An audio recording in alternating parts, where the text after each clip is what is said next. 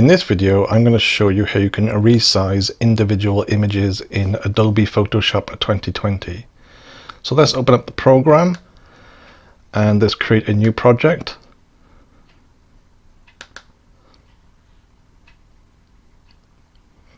So to add photos in Adobe Photoshop 2020, you have to open up your File Explorer on your Windows PC and just literally drag and drop the photos onto the background.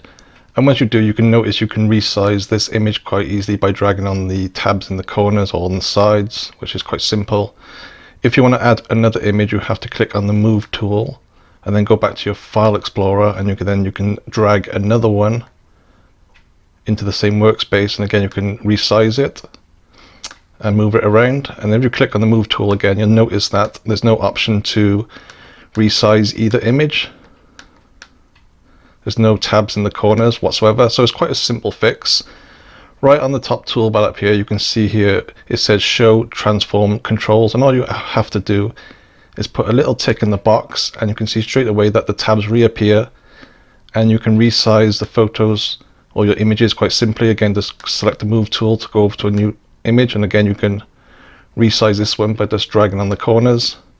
So that's it. Just remember, you have to put a little tick in the box on Show Transform Control. So that's it. Thanks for watching.